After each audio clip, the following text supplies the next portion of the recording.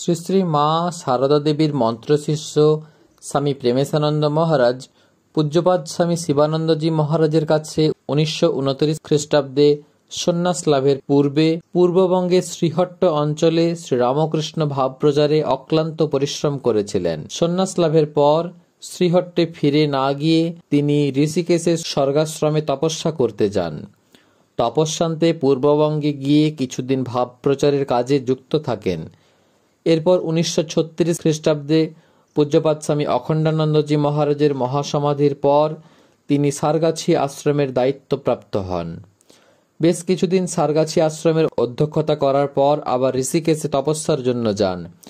এরপর 1946 খ্রিস্টাব্দে ঋষিকেশ থেকে ফিরে সারগাছির নতুন অধ্যক্ষ স্বামী সুখদানন্দের হাতে আশ্রমের সব দায়িত্বভার অর্পণ করে সেখানে অবসর জীবন যাপনের সিদ্ধান্ত নেন। সেই সময় থেকে সারগাছি আশ্রমে স্বামী প্রেমেশানন্দজির সঙ্গ করার জন্য বহু সাধু ভক্তের সমাগম ঘটতে থাকে।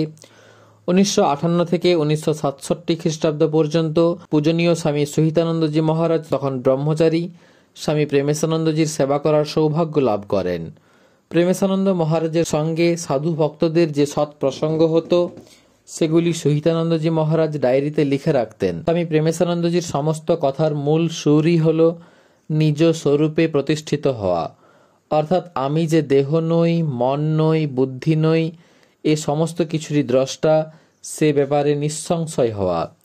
সাধু জীবনে যে কত রকমের সমস্যা আসতে পারে তার পুঙ্খানুপুঙ্খ বিবরণ ও সমাধান রয়েছে মহারাজের কথায়। এই গ্রন্থে অনেক প্রসঙ্গ করা হয়েছে নানা ভাবের, নানা প্রকৃতির, নানা অবস্থার মানুষের সঙ্গে। তাই স্মরণ রাখতে হবে সব প্রসঙ্গ সকলের জন্য নয়, সন্ন্যাসীর আদর্শ গৃহীর জন্য নয়, গৃহীর আচরণ সন্ন্যাসীর জন্য নয়। মহারাজ কাকে কোন অবস্থায় কি বলেছেন তা বিচার করে গ্রহণ করতে হবে।